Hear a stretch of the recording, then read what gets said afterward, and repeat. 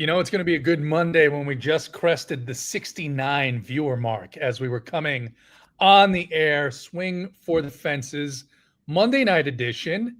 Big T in the man cave, DC and myself traveling. We'll give you guys some opportunities to guess where we're at. And before we came on, we just had maybe the most in-depth discussion about weather that you would ever expect to have from the three of us. It lasted about 17 seconds, and we decided that no, there's no weather on the slate. We decided that there was misinformation being provided by a member of the Niehaus family, and that disappoints us. It truly disappoints us, DC. DC texted me mid-afternoon. He says, hey, I'm still on my trip. I don't want to give the location away, DC. Should I join you guys? I said, of course you should join. Always happy to have DC. He's got the Oriole hat. The Orioles are not on the slate. He also is dressed like a creamsicle, kind of emulating Uncle T from a couple years ago with that lovely cream shirt. What's going on, DC? Not a lot. Yeah, happy to be on the show with you guys. I couldn't miss the Monday afternoon show. You know, the Sunday morning, 8 a.m. in Vegas after my buddy has a big knockout in the UFC. You gave away the trivia question, though. Sorry. But it was a little much. So big thanks to JBC for filling in. He then texted me a few hours later saying he wasn't sure if he was going to play the slate, but, had to do the show and then won $50,000. So yep. JBC, thank you. And also you're welcome. And, but listen, Monday with you guys, had to be here. Back in the baseball streets and excited to break it all down. Big T, that's dedication. The man's in Vegas. He could be doing anything. And I mean, literally anything, because I've hung out with DC as you have. And instead, he wants to be here for us. He wants to be here for the subscribers. He's got, I'm sure, some valuable information to impart. Big T, you were handed what I would call fake news a few minutes before we got on. And I don't know if you want to address that, but feel free to do so. And how's your day going? Yeah, I mean, I'm still confused by it. I get a text message from Uncle T, the other Niehaus, that just continues to win money. Says something about a 5-game slate. So in my head, I hadn't looked yet, obviously.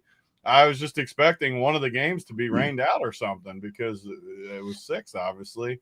We look, there's not an ounce of rain anywhere on the slate, no weather.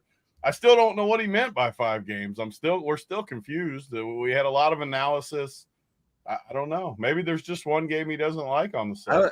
I was a little concerned that I was researching the wrong slate when you said that there was weather because I didn't see anything. But I think we're good to go here. He might have just been messing with us to see if he got it all the way to the circuit because he knows I don't do a ton of research before the shows, so he might have been messing with me. Perhaps a little bit of a mind game from Uncle T there. You mentioned Uncle T with a couple of big hits, as well as, of course, our guy JBC, one of our subscribers, over the weekend. And Big T, maybe he wants to throw us off. He wants us on a different trail looking at something else while he breaks it down and takes all the money because he's got a fat bankroll right now. He could, I'm sure, I don't know. Is he max entering the $5 tonight? No, he's not doing that because you said his strategy last week. You were all over it. He loves putting like 5 teams in the $88 and $44. There's no chance that man has ever used SaberSim in his life. Like, there's no chance. He is a hand builder in the 88 and the 44, and that's what he does. And he's winning, so he needs to stick with it. But there's no chance that man is putting 150 in the $5. He claims to have purchased lunch again today. He did, and he bought it for Grayson too. Yeah, he bought it, but he wins every day. Grayson's understandable. We would buy Grayson lunch every day. It's a little bit dicey. Choke Hold'em is in here. Terry Niehaus isn't Big T. He is. They're both the same person, but also different. For the longest time, I still never understood that really. Like, so many people would always say that. And like, Terry's been on a bunch of shows. Like, you've seen the human. How could it be the same person? Well, I mean, maybe not everybody has stayed up to watch those late night golf shows, which are epic to say the least. So it's possible that people didn't know. But go ahead, drop your what about this questions guy right in here? there. John Bryan has a question. Go ahead, Big T.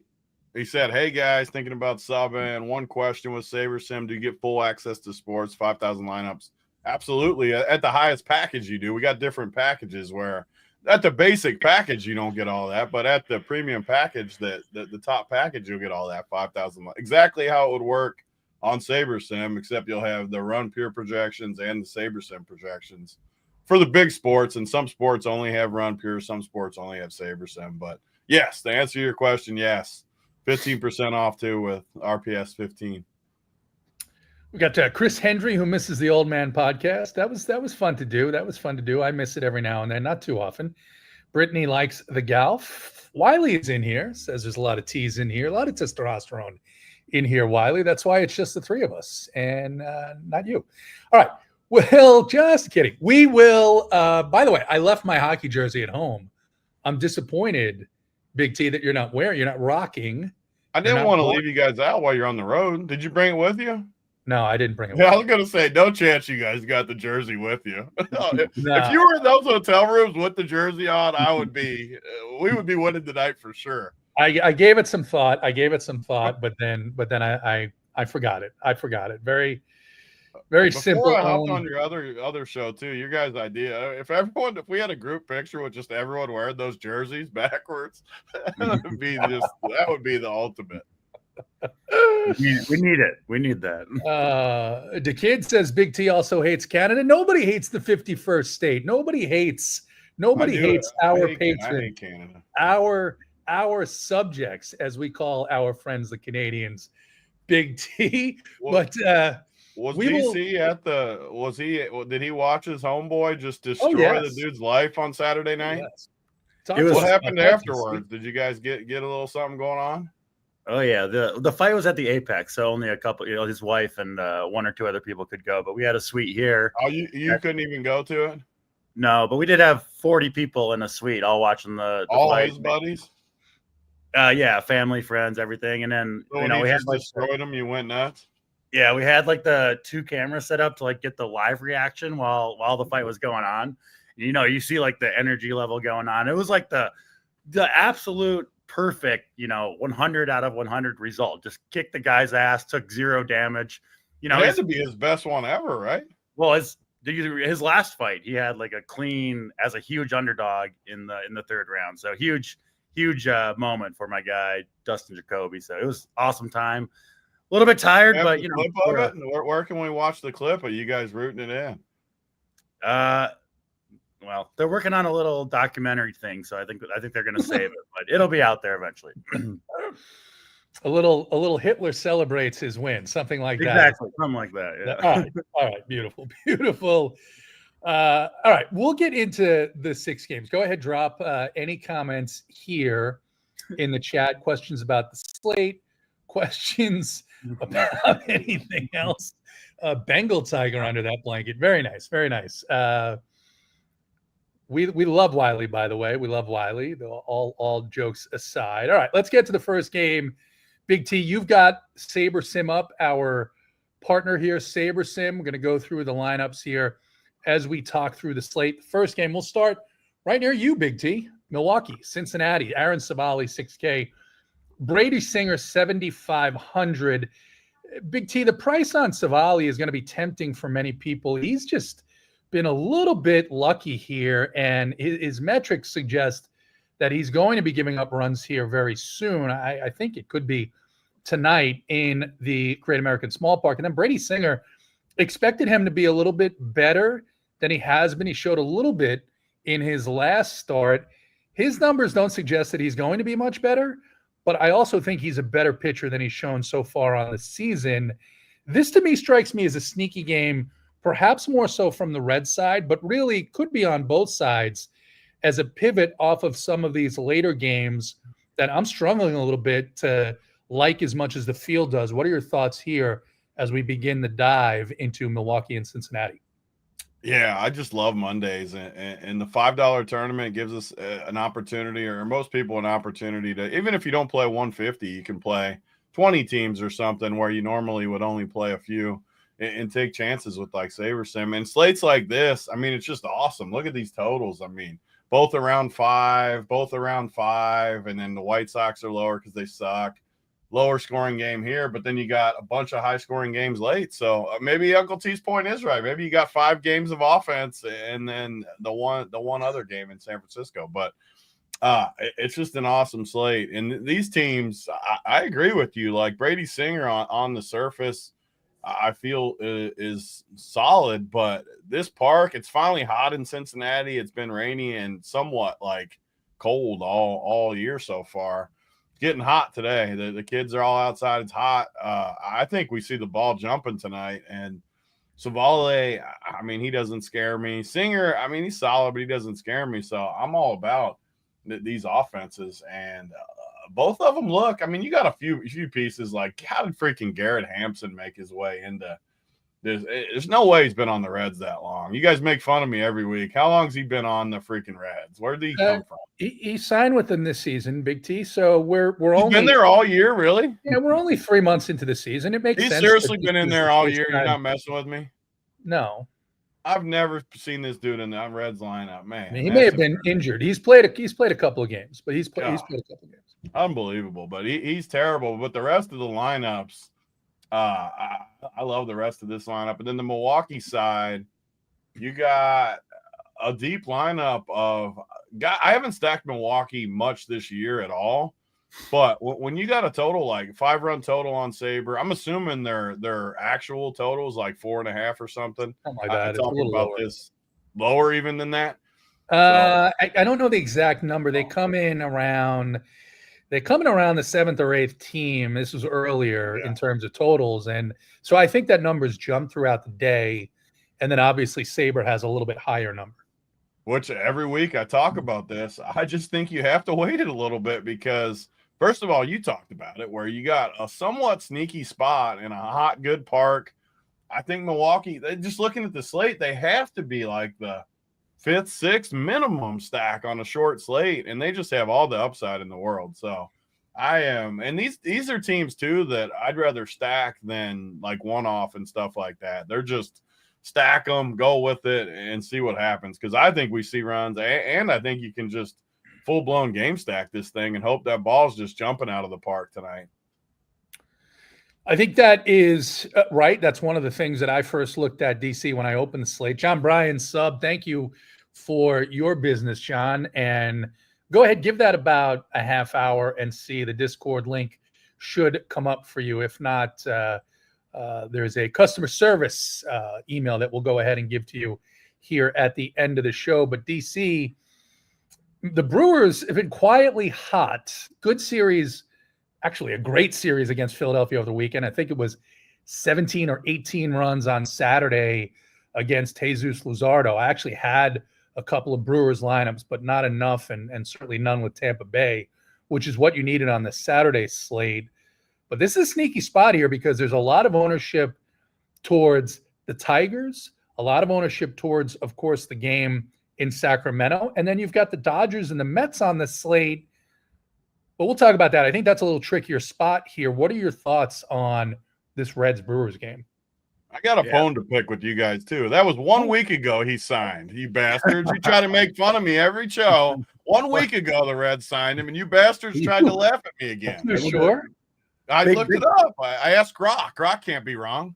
I mean, you can't believe everything you read on the web. What I will say is he's been in the lineup before, and you shipped like 2 fucking slates last week. How do you not know? The Reds How are on the slate. at They're always these at games? 640, it feels like. How are you looking at these games and not knowing who's on the teams? I mean, they weren't at the Great American. You have the whole league in your head. Hey, you know my rules. I need good parks. They weren't at the Great American Small Park last week. He hasn't played in this park yet. Does this make him a better baseball player? He's still bad. He's still on the bad platoon list. We were going to a different place. If you were going to tell us, all right, we're back on track. No, he's not on my platoon list. So I apologize for interrupting for him. No, I appreciate the interruption. DC, what are your thoughts here on the Brewers and the Reds? What I want to know first is Uncle T more likely to use Saber Sim or Grok? That's the definitely Saber Sim. Definitely Saber Sim. All right, I figured so. During both this are game, like plus 1,000 though. Like Big T has a a pencil, and an old school calculator that he uses to formulate his lineups. Yeah. And when you described his playing style, it, reminded me a little bit too closely of my own. So I can't. JT did say you play 5 teams. I forgot about the Monday. Yeah.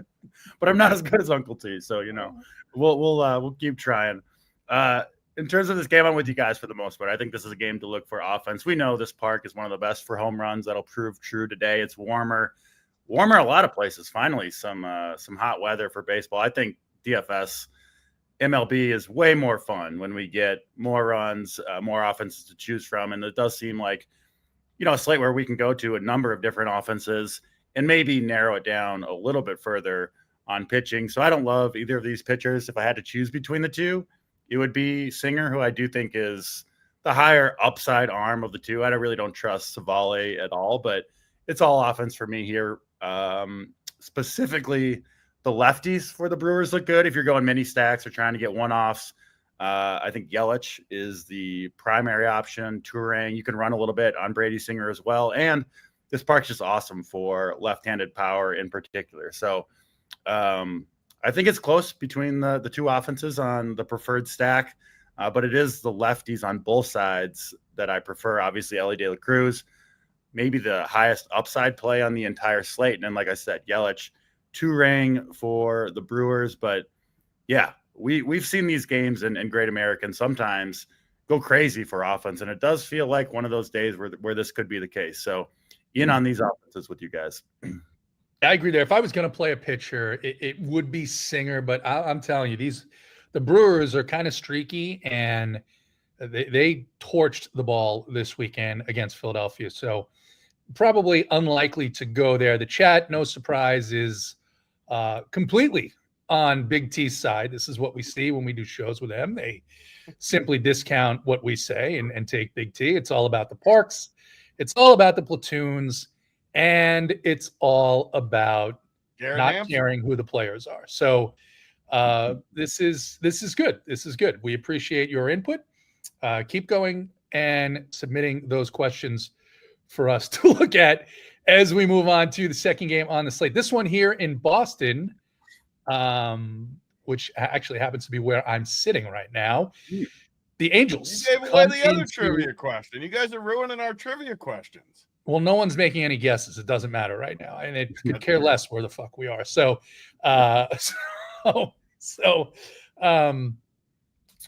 we are here, and it's the Angels at the Red Sox. Tyler Anderson, 7,200 DC. Richard Fitz, 6,600. Don't you dare do it, DC. Fitz, no. 6,600. Anderson, 7,200 DC. When looking at these two numbers, couple of things stand out. One, Tyler Anderson, by the numbers, has been the worst pitcher on the slate. Fitz is very close behind him. Alex Cora just saying in his press conference that they're hoping that Fitz will be able to throw 75 to 80 pitches tonight. This is a spot where I like offense a little bit more. I'm actually interested in the Angels' power here. It's warm in Boston. Fitz has been pretty bad. I don't want to play Tyler Anderson too much here. I think this is a slate where both of these teams, but in particular the Angels' power and the Red Sox, can maybe put on an offensive show. What are your thoughts on this game in Boston? Yeah, I had to do my initial research on the show and make sure that there's no shitty pitchers I wanted to play before agreeing to jump on the Monday show. I wasn't prepared to fully defend myself in my current state. So I'm safe from Richard Fitz and Tyler Anderson. I think these are maybe the two worst pitchers on the whole slate. So they're both off the board for me. Not that I like Singer or Savale much, but I would rather play both those guys than either of the pitchers here. So all offense in Fenway, and, yet another park where it gets a little bit warmer, and we do see, not that it's super hot in Boston, but it is a good place to hit. And I do think we're going to see offense in this game from both sides. I did expect to be a little bit more enthusiastic about Boston until you kind of look at that lineup, and there's just not that many individual bats that I'm crazy about playing. I mean, you have the two guys, Duran and Devers, at the top of the lineup. They'll have to play left versus left to start the game. Then you've got, in the 3-hole Ref Snyder, who, I mean, this guy's like king big platoon, but he's also kind of likely to come out of the game after, maybe a couple of at bats. So you've got to consider that. And he's not particularly cheap at 4K. I mean, beyond that, it's, Carlos Novaez and Romy Gonzalez and Abraham Toro. So kind of a uninspiring lineup from Boston, but maybe the matchup against Tyler Anderson and a really, really bad Angels bullpen is enough to get him there anyway. So I think Boston is one of the trickier teams to play. I do like the back of the lineup against Anderson, Story, Rafaela, Christian Campbell, 7, 8, 9, all cheap. And, obviously lower ownership down there, buried at the back end of the lineup. So I'm in on kind of the, maybe the more contrarian plays from Boston at the back end. Maybe the old wraparound stack, if you include Duran and Devers, could make some sense. 7, 8, 9, 1, 2, 3 does look pretty good against Anderson, who does have some pretty severe reverse splits. So maybe those lefties are decent plays after all. And then, the Angels, I mean, they're a high strikeout team, but they're also kind of a team with a lot of power. They're in Boston, and they get old Dick Fitz to hopefully tee off again. So Angels, maybe a sneakier team. They get Mike Trout back in the lineup. I'm not sure if this is his first game back, but hasn't been back for long. If so, Big T, I'm sure can inform us the actual truth of when Trout got back in the lineup. But I do like the Angels. I do think they're a good way to look for power, really kind of up and down that lineup. They could do some damage, especially against Richard Fitz. So another good game for offense here, I think. We'll give you a pass because you've been in Vegas this weekend. Trout did come off the IL this weekend. I think it was Saturday, either Friday or Saturday, first game back. And of course it made news because they put him in the 5-hole, not in his normal 1 or 2 hole. But it makes sense given the power that they have up and down this lineup to let a Zach Neto, let a Taylor Ward get on base and give him an opportunity to drive in some runs. You've got the Boston lineup up there, Big T. And it seems like this season in particular, every time Rob Refsnyder is starting against the lefty, he goes yard.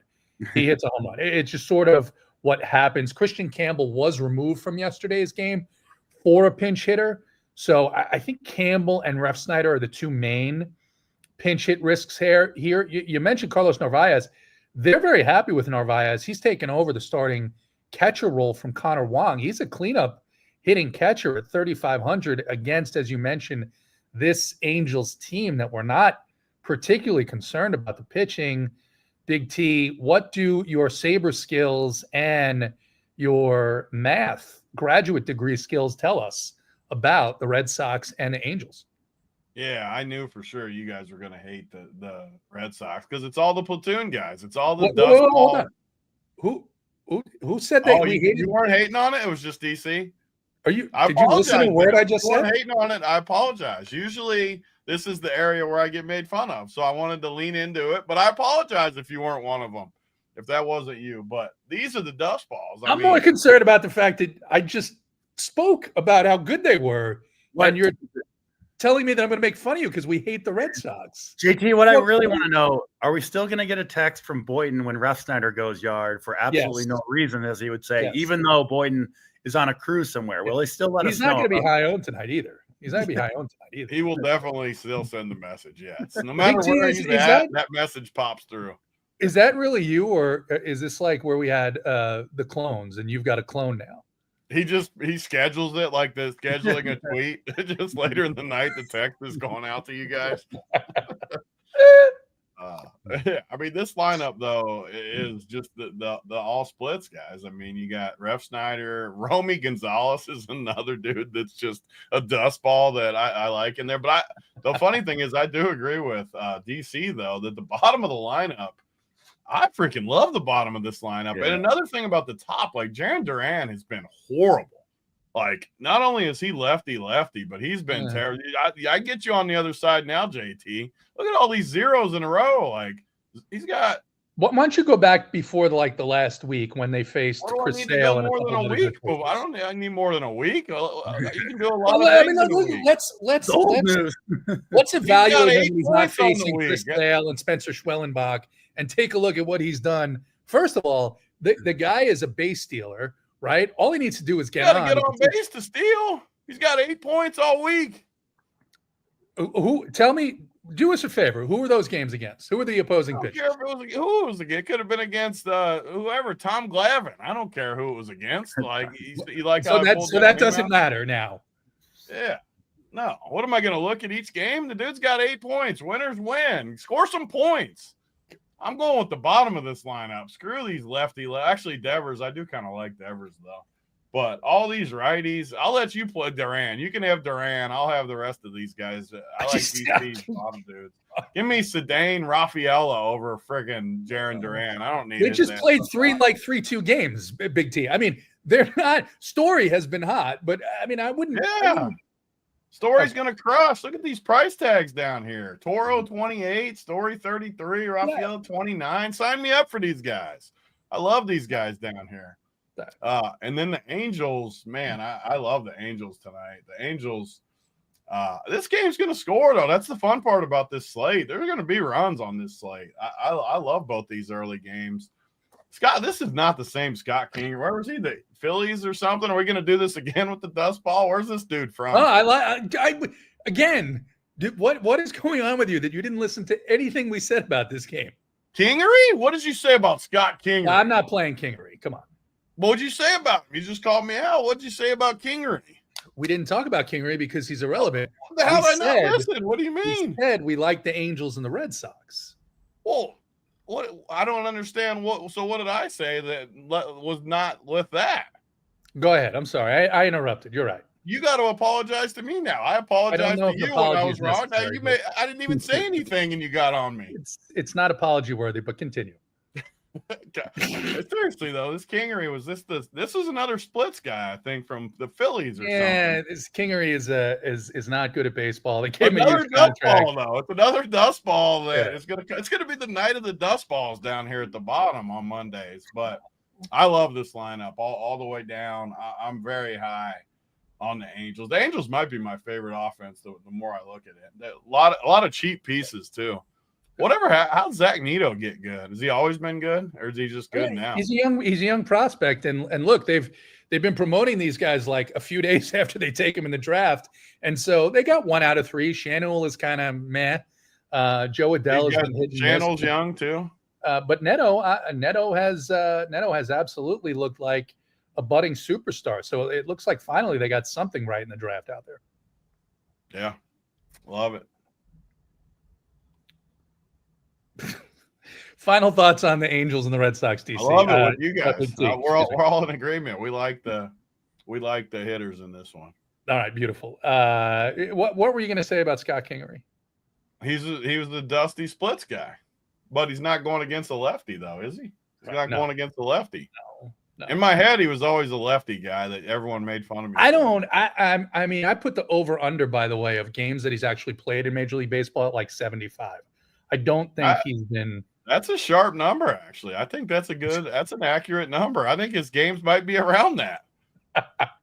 Someone in chat, if you could help us out and let us know how many Major League games has Scott Kingery gotten into the lineup. We won't delineate it by starting or pinch hitting, but I don't think it's very many, just because he got bad very, very quickly. All right.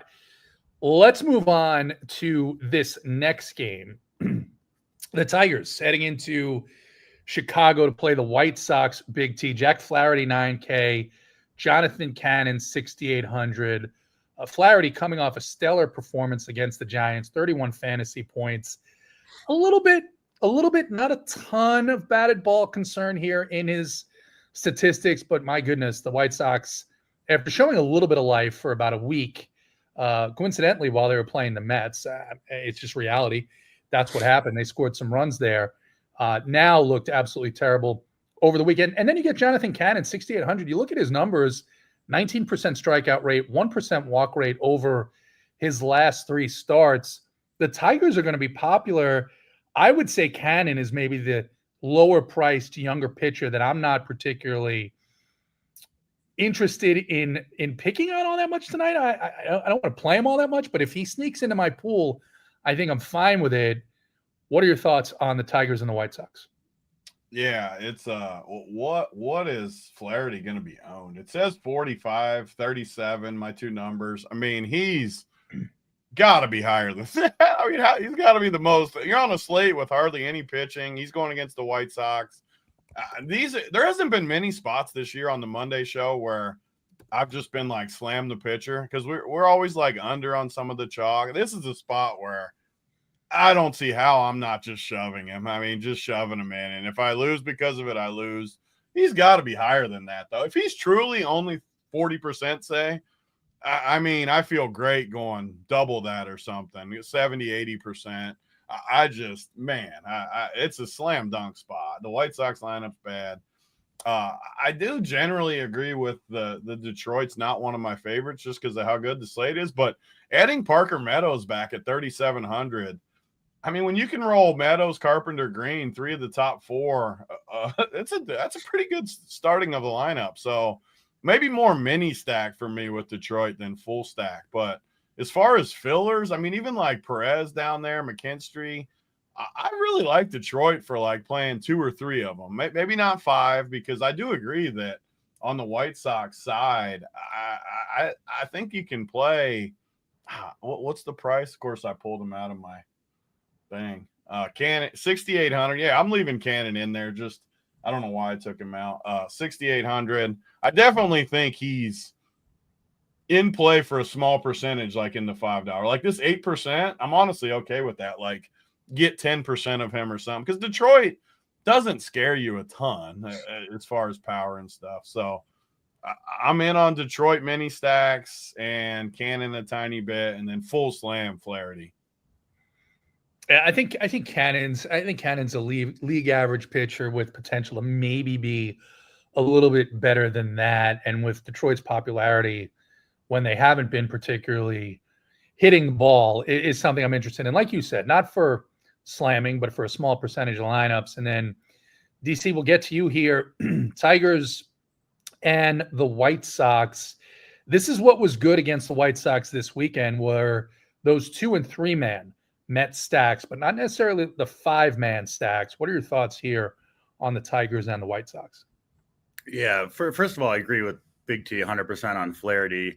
If he really is going to be that 30 to 40% ownership, which seems hard to believe, I do think he's the best play. And even at a higher number than that, I mean, this White Sox team just has, almost no punch to the lineup at all. Flaherty's been really, really consistent all season long. There's not that many good pitching options on the slate with all the good hitting options. So, yeah, in on Flaherty. I do think he's the best, both raw projection and point per dollar projection on the slate for pitching. So he is my SP1 for sure. And yeah, I want to be over the field on him. Not really interested in any White Sox bats at all, really. I don't really see anybody there that I'm super enthusiastic to play. So give me all the Flaherty I can get. And then, yeah, adding Parker Meadows to the top of that Tigers lineup, it's a big addition. Was swinging it really well over the few games that he played in the minors before getting the call up from the rehab assignment. And then, they add him to a couple of really good lefties at the top of the lineup already that the Tigers had, Kerry Carpenter and Riley Green. Clearly the two, I think, best plays against Cannon, but Parker not far behind. And all three of those guys are not cheap, but you can afford them even with good pitching. And then, you've got Gleyber Torres, who's having kind of a little bit of a rebound season in the 2-hole. So you don't have to go crazy with the Tigers. I think their lineup falls off a lot after the top 4, but that top 4, Meadows, Torres, Carpenter, Green, in a good place to hit. It's finally warmer in Chicago. Home runs, should be able to be hit in this park. And then a terrible bullpen, too, behind Cannon if they're able to get him out of the game relatively early. So that top of the Tigers lineup with Meadows, it's, I think, the team that looked even better to me after the lineup was posted than what I was kind of anticipating, whereas maybe the Red Sox kind of went the other way with all the platoon bats in the middle of the lineup. So I was in on the Tigers to begin with, but even more so in now. I get it with Cannon. I don't, I'm with you guys. I don't think he's an awful pitcher. I just really like how the specifically the top 4 of that Tigers lineup sets up against Jonathan Cannon and the White Sox bullpen. So very much in on those top 4 Tigers in this game.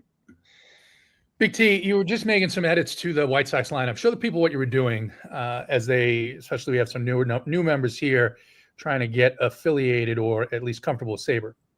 Yeah, I wanted to ask you a question too, because you're really good with the Sabre sim. Running 150, you're definitely way better than me at running 150. So, like when I see a spot like this on a short slate, I don't want to just like if this was a 14-game slate, I would just remove the White Sox. Really wouldn't think much of it. But on a shorter slate and these just really cheap price tags, yeah, I don't just remove them just because you're playing 150 teams, $5. It's not the worst thing ever if you pop one or two of these guys randomly in a couple teams against the chalk pitcher of the slate and somehow they do good. So I was just kind of looking through the stuff and seeing who's like really like I don't really even want to play these guys in the 3Ks, but these 4 guys in the 2Ks, I'm pretty okay if I like. You're not going to get that much anyways with these numbers and going against, but I just leave them in, and if I get a couple % of each of them, especially Corey Lee, like I don't mind playing a 2K catcher against a chalk pitcher, even if I play the pitcher, if the rest of my team's perfect. Like, I know a lot of people probably won't do this, and it's one of the weird things I do, and I'm okay with that. But he's 2K, and he's been, like, somewhat decent. What do you do, though, JT? Like, because I know you're contrarian, too. Like, what do you do with a team like the White Sox tonight? Well, I would say something that hung me up yesterday because I wasn't prepared for it. Number one is make sure to build your lineups in a different build than when you run the Sims, because if you're building in the Sims, you're going to get more of these guys as one-offs. And when I look back at my lineups yesterday, I had a bunch of Rockies one-offs, even though I had a lot of Clay Holmes. So make sure you build with projections and not Sims. But the way you're doing this, though, I would actually do something a little bit different. I think Palacios of these guys is the only guy that I would have interest in. Palacios has shown a little bit of power lately. The guys on the White Sox that I would be interested in playing would be Mike Tauchman. He just came back from the IL. He's hit a couple of home runs over the weekend. Not that that's something that I weight heavily, but at least he's got some home run opportunity there. And then here comes the danger, or I think the thing to think through game theory wise on this slate is what opposing pitchers have done against the White Sox. They've been great. They've been fine, but there haven't been a lot of like 40-point performances. And a lot of that is because, they're basically, the game is over by the 5th, 6th inning, especially when you've got a team that manages pitchers like Detroit. This is my only concern with Flaherty. Even if it's 5-0 in the 5th inning, this could be like an 85-pitch game for Jack Flaherty. And you see the bullpen and get him on. No, I don't throw numbers at you guys often, but like their numbers are under 20% strikeout rate. So they don't That's what I'm saying. Out a ton, even though they suck. That's what I'm saying. They're not a good team, but I think they have some young players and then the veterans there. And I think this is important. Generally speaking, the veterans there are trying really hard to play well because they want to get traded. So there's some incentive here. It's not like the Rockies where they're all young kids. I mean, they've just brought up a couple of guys, but even those guys, like for the Rockies, Keston Hiura and Orlando Arcia, they're like hoping to get back to some other team. This isn't, and that brings it back, right? This just isn't the smash spot that everyone thinks it is, which is where I think I'm field average with Flaherty, maybe even a little bit less, just because I worry about how much length you're going to see. I mean, yesterday you got lucky, and I don't know how much you played of Clay Holmes, Big T. I know DC's in Vegas, but Clay Holmes, he gave up a couple of home runs. Actually, he was playing the Rockies, so it's not the same thing, but he gave up a couple of home runs, but he was only at like 50 pitches in the 5th inning. So he gets a couple of extra innings, and that's kind of something that helped him out there. But this, bottom line, this hasn't been the smash spot, but Charlie Morton put up 28 points against this team yesterday. We'll take 28 from Flaherty. We'll be just fine with 28. Slate context too, right? Like there's a lot of good offenses on here. Like if you guarantee, like right now, we always do this hypothetical. If I gave you 20 from Flaherty, no higher, no lower, what percentage are you playing? Because I'm playing 100%. How much? On this slate, a lot, right? Yeah. If he's what? 20 points, no higher, no lower. You're not locking at 20? This slate, it may be. I haven't looked at what pitchers are projecting yet, but he's projected actually the third. Here, I'll pull it up real quick. Show people how you can look at it. Beautiful.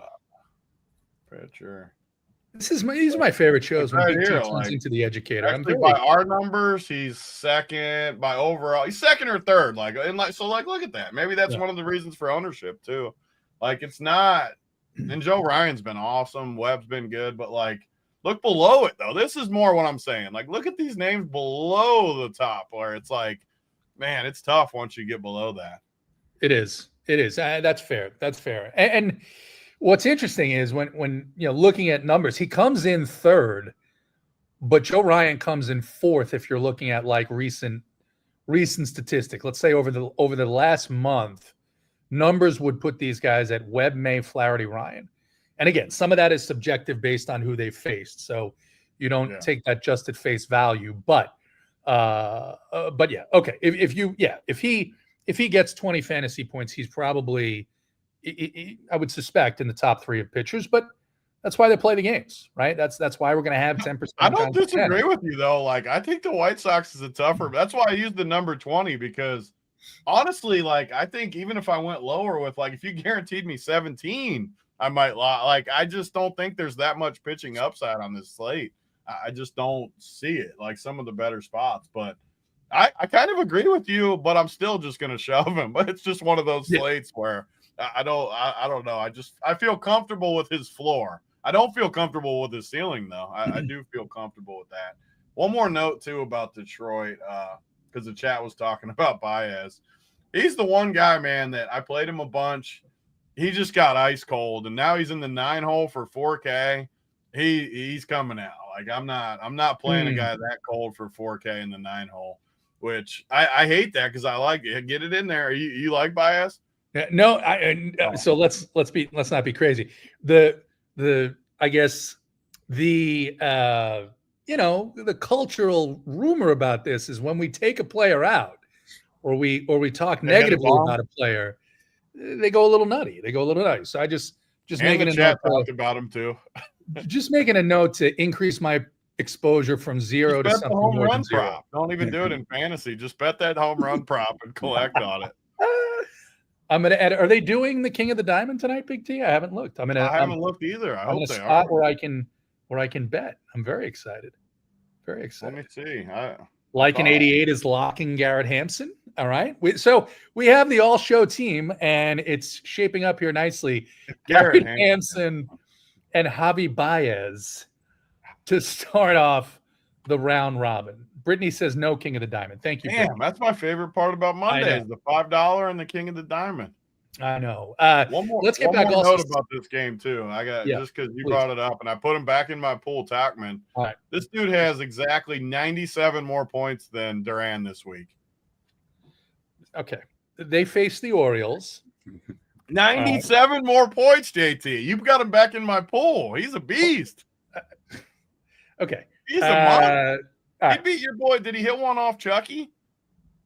I don't know if it was off Chuck or if it was off the let's refresh those projections.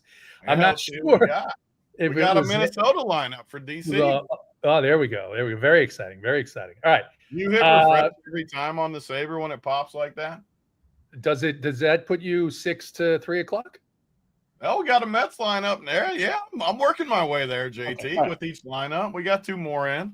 All right, 3 o'clock. We're going sideways now. What's the deal with? It should be midnight to 3, right? Should be midnight to 3. Who knows? Who knows what happens? One note on Scott Kingery. The chat came through: 375 games, but only 125 starts. That says a lot. So I was off, but I think your number was correct too, because probably 50 of those games he had 1 at bat, and then they switched pitchers and he came out or something. I think your number was good. There you go. All right, let's move on. Let's start to get through the rest of this slate here so that people can make lineups and bets. The next game, San Diego at San Francisco.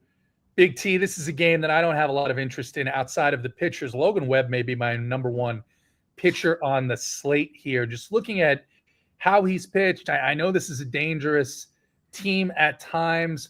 the Padres, but I like Webb here. And then Stephen Kolek at 8,200 on the other side.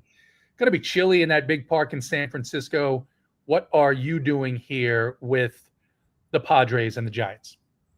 Yeah, with all the offense on this slate, this is not going to be a game that I'm super interested in. And you got good pitching, at least on the San Francisco side. I don't love the San Francisco offense has gone pretty cold too. So, I mean, this game looks very cut and dry to me. Maybe you can pick a one-off or two out of there, but for the most part, I like Webb and I don't like anything else here. So it's simple.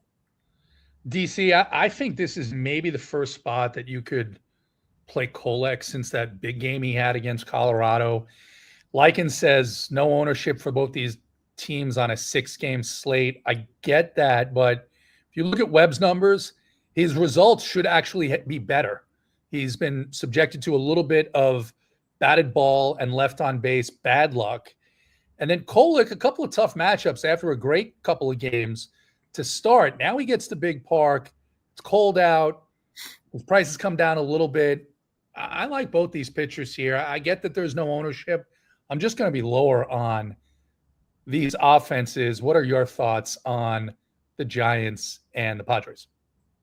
Definitely with you on the offenses being lower here. I mean, just brutal, especially for upside and power. Just hard to get there, hard to get big scores. And on a slate where, most of these stadiums and matchups look good for the offenses. This one obviously doesn't.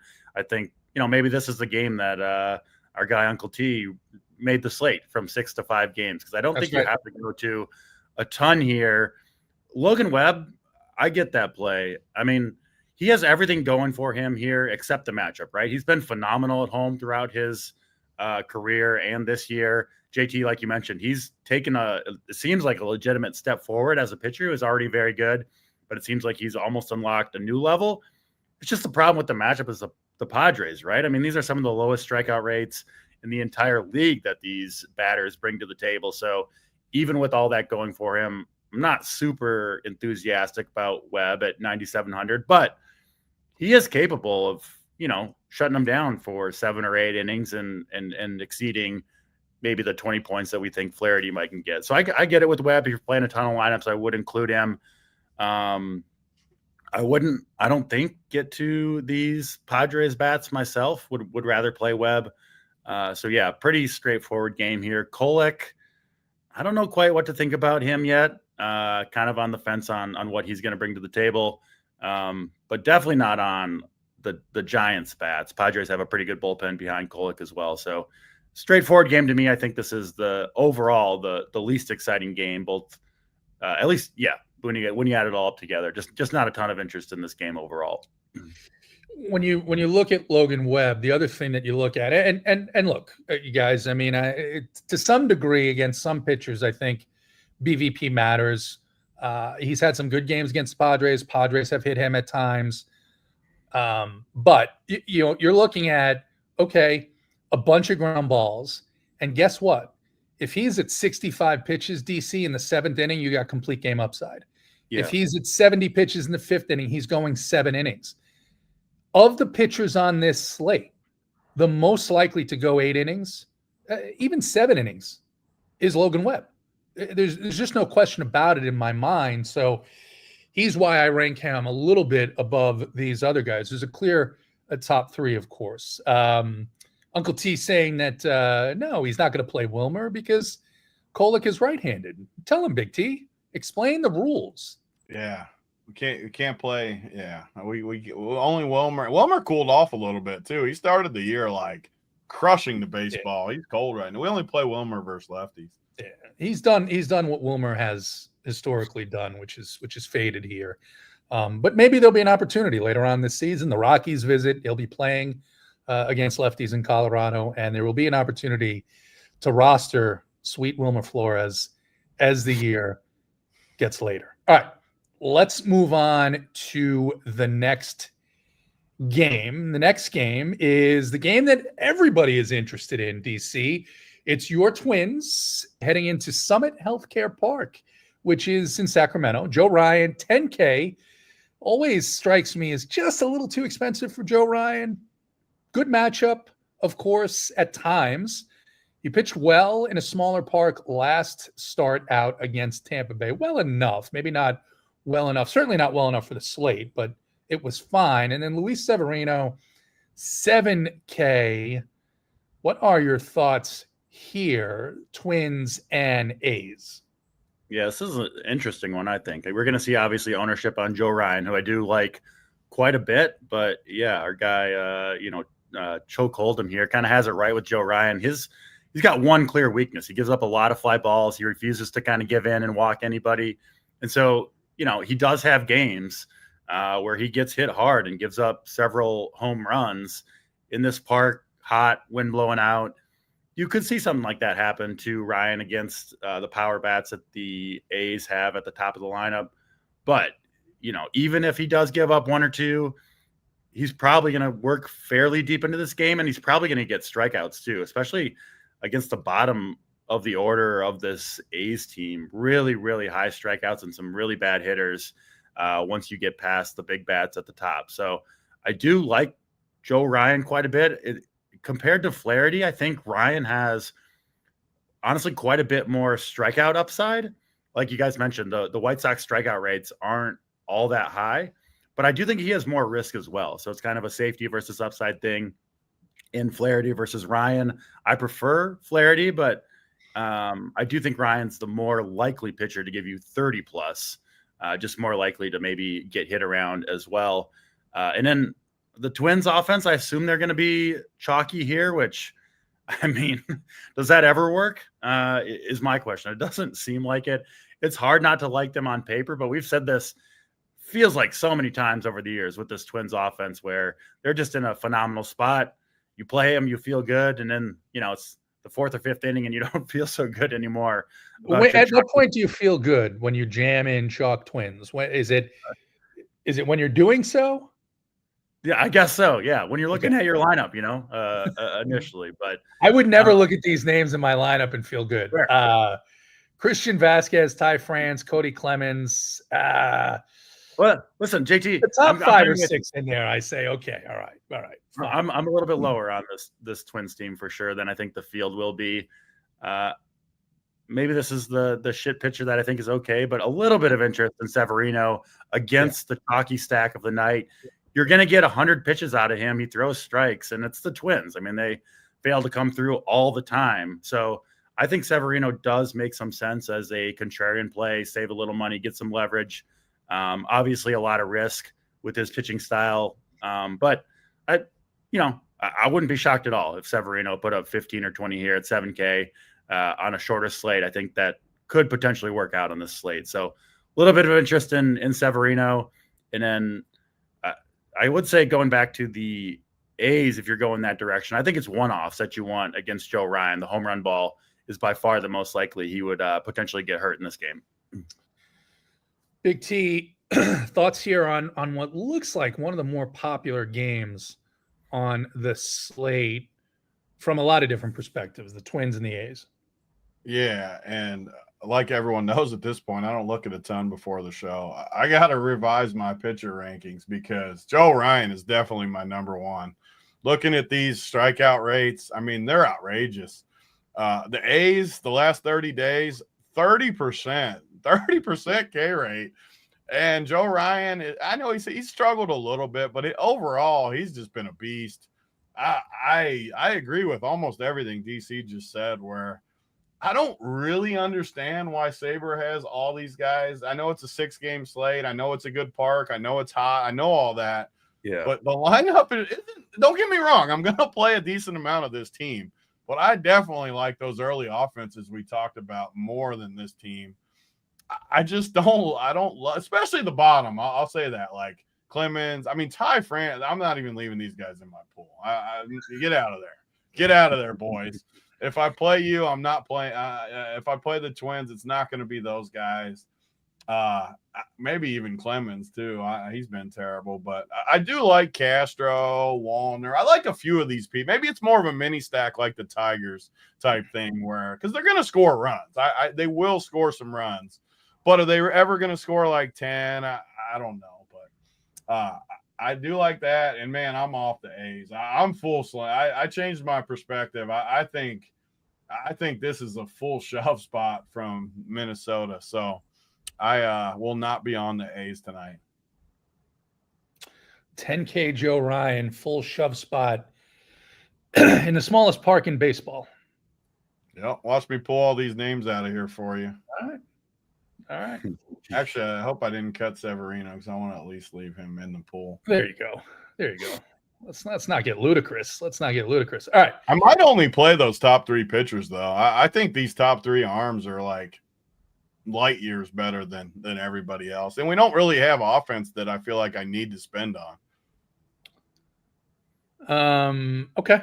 All right. Let's move on to the last game of the slate. It's the Mets coming off a matchup with the Rockies and their terrible pitching, fly across country to take on the Dodgers and their mostly outstanding pitching. Paul Blackburn will make his season debut, 6,400. Dodgers coming off a series against the Yankees. That was very exciting to watch. Dustin May, 8K here for the Dodgers, Big T. What are your thoughts on the Mets and the Dodgers? Yeah, I mean, and May has been good. I mean, make no mistake about it. He's been better and better the more workload he's got. I just don't love the matchup versus either one of these teams. The Dodgers have struck out more than I thought. They're all of them are somewhat. Mookie doesn't really strike out. Muncy somehow hasn't struck out much. Muncy's under 10%. I didn't realize he was that much of a contact guy. There's not a ton of I just don't like picking on these two teams. So I think people will play May. Like what is May? What's May projected to be owned? 20%. 20. Where the hell is he? Can't find him, Saber Sim. I must have taken it out. There we go. Yeah, like 20%.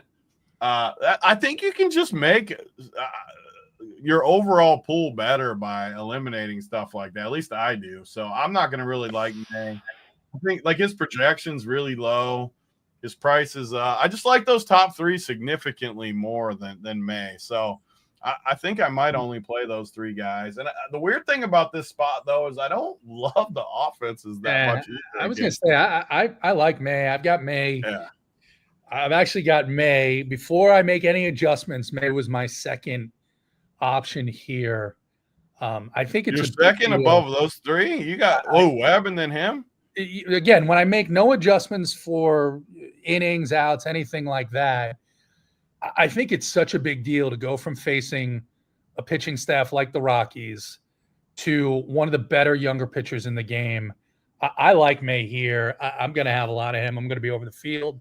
And I understand why you would only want to play the other guys and rely on those projections. No team is infallible. I think this is a bad spot. I think it's a bad spot for both offenses. More so the Mets, though. So that's the way I'm gonna approach it. 8K Dustin May in this economy. Mm-hmm. Yep, I like him. DC. Yeah. So Blackburn making his first start of the year here. He did get a number of innings in AAA before they called him up and pitched pretty well, but tough spot, right? You come up for your first start of the season against this Dodgers offense that's almost fully healthy right now. Obviously, clicking on all cylinders can do a ton of damage. Dodgers are expensive, so you will have to, it sounds like all three of us mostly want to pay for pitching, which obviously, kind of necessarily reduces ownership on guys like Ohtani and Betts and Freeman, who are all super expensive. But I think I like the Dodgers maybe a little bit more than you guys do. I just think it's a tough spot for Blackburn. And, who knows what he's going to look like exactly, but he's not a great pitcher in general. And then to make your first start of the season against this juggernaut offense, I just think it's a lot to ask for Blackburn. So I really like the Dodgers. It's just a little bit tough to fit them in with the good pitching. So you got to make a decision which way you're going to go on any individual lineup. I don't think Blackburn is really in play at all. And then Dustin May is an interesting one. I've been kind of wrong on him. I thought he was going to struggle this year. But he's been genuinely good recently and seems to be improving and getting better. It just doesn't seem like necessarily the best spot for May against a Mets lineup that has disappointed, but still you look at the hitters in the lineup, at least at the top, and obviously some of the best hitters in baseball here. So I do like May a little bit, not as much as JT. Fourth for me as well on this slate is Dustin May. I think he's a fine play at 8K, but I definitely prefer both Ryan and Flaherty. And then I don't think I'm going to end up on many Mets bats. Really good bullpen behind May as well. So I think likely a closer game here. And yeah, not paying up for the Mets bats, but Dodgers bats I think are obviously really good spends if you can get them in your lineups. Big T, any rebuttal to DC's points? No, I'm uncomfortable with this game just because both teams are good. I think there's a lot of ways this game could go, but in general, I mean, I agree. I don't mind May. I just think those other guys are way better, so I'm not going to play him. I think, and look, I mean, let's take it. You want to be slate specific, right? If you play only the top owned pitchers, Big T, right? I mean, every slate, one of those guys busts, right? One of those guys. Yeah, look, you go back to yesterday, and Holmes from the Mets disappointed a little bit. Gossman disappointed a lot. There's been slate. I mean, Luzardo on Saturday, total bust. He was 10K. So I just think when you're playing that, especially if you're playing that $5, I mean, you want to match the fee. No, take some stands on some of these pitchers that are going to be lower owned. And May and that's Webb. that's where I do it different though. Like my stand is not playing 20% on May, so I'm picking up 20% on the field right there. All these smaller percentages. That's where you'll do it by going under. Like I don't understand how Joe Ryan can be that, and these guys can be this, and May can be 20. Like that's just where, and all these little ones. Like if I only play the top three, I'm saving 12% here, 16% Aaron Savale. Like well, I'm not saving all those Savale, but I mean Ryan. All things being equal, Ryan for the spot, take out the strikeout rate, but the spot in that park at 10K. Ryan's going to get 30 fantasy points tonight, though. I don't know about that. I have such a good feel about Ryan. He's going to literally shove. Okay.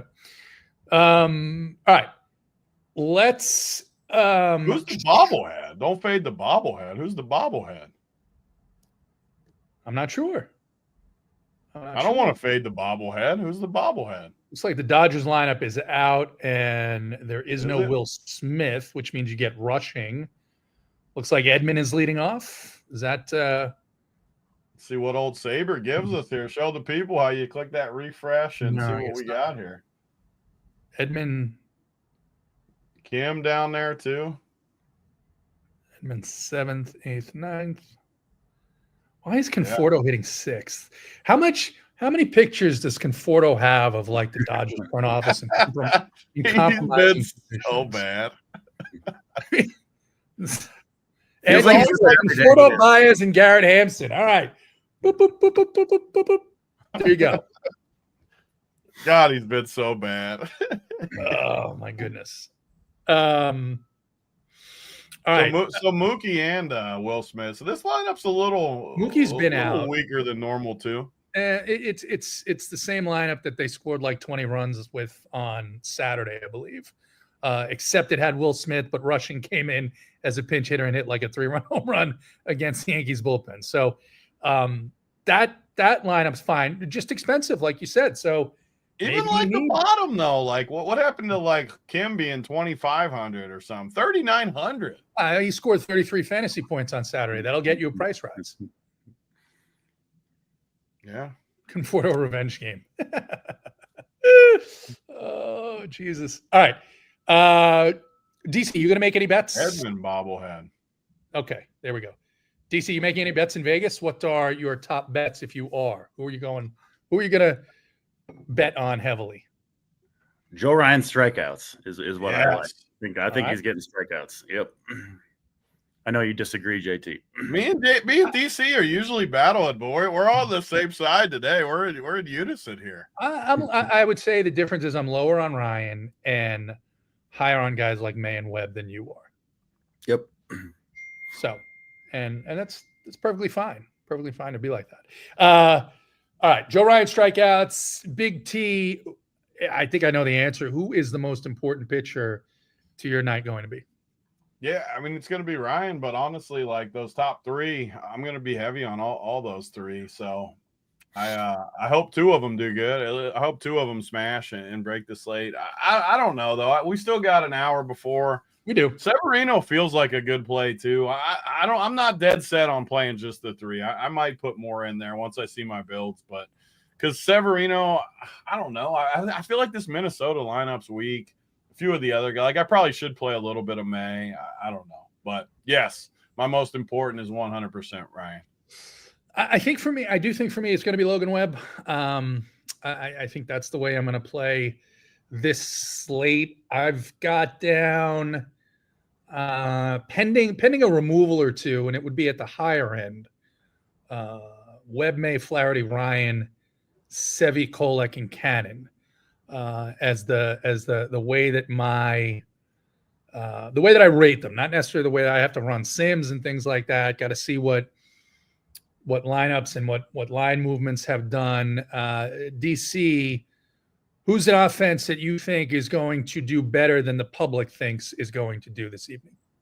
The public likes him too, but I really like the top of this Tigers lineup against Cannon and the White Sox, especially with the addition of Parker Meadows at the top. That top four for the Tigers: Meadows, Torres, Carpenter, and Riley Green is kind of my preferred, favorite four-man stack of the slate. So Tigers for me. I think the Reds and the Angels are going to be very important for me tonight on this slate, the way that I'm looking at pitching and who I want to target Big T. What are your thoughts in terms of the offenses that are most important to your success on this slate? I agree with you. The Reds and the Brewers. The Brewers game overall and the Angels are my I'll say three teams because they're all pretty similar to how I view them. I think they're very solid. I'm on them, and just looking at it as a whole, like I think I like a lot more offense early and a lot more pitching late because we got broken into threes, 3 early and 3 late, and that's kind of how I view the way the slate going too. Uncle T wanted to break it into 2.5, but we have a 6-game slate. Uncle T calling for the Garrett Hampson double dong. Don't even say it. Don't let it happen. Steve Kreitzen, I don't play pick six. DC is in Vegas, so he's not playing pick six. I doubt that Big T has even heard of pick six. It's finally legal in Kentucky. They gave everyone. I don't know if they gave everyone, but they gave 500 free. If you deposited 500, you get 500. I can't say no to that. So I was messing around with it, but I do not have today. I don't have any takes. The NBA Finals Thursday, I'll have some pick six for the people though. I did see a tweet that you put out today, and why don't you share that with the people? Because I think that while I'm in Massachusetts, a legal betting state, I think I'm going to take you up on that advice. The playoffs have been amazing. Like if you followed the series bets I put on my Twitter, up just a boatload of they've all been winners. And I say when I lose too, there's been plenty of times where I pick losers, but this playoffs have been great. And I think the biggest lock of all is that bet I put. The OKC minus 2.5 games, so they have to win in 4 or 5. They're just too good. I saw their record versus the East. They're like 30-1 on the season. Their only loss all year was versus the Cavs at full strength, which is not even a bad loss. I don't see any, and I like Indiana. They've been fun to watch. I just see no freaking way they win 2 games. So minus 135 was all the juice too. That's not even much juice when the series is minus 800. I love it. So if you want to get in there, fire or something on this, because you can't bet minus 800 if you like OKC. You got to find something in the middle. So I like the minus 135. I'll take them to win. Maybe Indiana wins 1 at home. As long as OKC wins both home games, you're pretty much free rolling in my mind. If they lose, then it gets a little hairy if they lose one of those first 2. Riles says it's dollar dog day at Circus Circus. I've been to Vegas with DC, and it is all high-end steak places. There is no dollar hot dogs. Listen, like JT, if Hampson hits the 2 dongs, it's going to be dollar hot dogs for DC. DC will be having. We'll revisit this. I'll be back here tomorrow. Will you be back tomorrow, DC? You on the show tomorrow? I'm covering for Boyd. Wednesday. Back on Wednesday. All right. So I will be on the show tomorrow with someone. I don't know who. Whoever does it. Do you do it on Tuesday? Me? Big T? Yeah. I don't know if JSU schedules me. I'll be here with you. I'll be here if I'm needed. Whenever I'm needed, you just tell me and I'm here. We may need you. We may need you tomorrow. Yeah. So I'll be in this very same spot, this very same chair. Hopefully 50K richer based on the takes on this slate. Core plays will be up. Playbook is already up. AP doing a fantastic job on that. Guys will be in Discord offering their answers to your questions for DC and Vegas. Big T at home. I'm JT. Good luck in your contest tonight.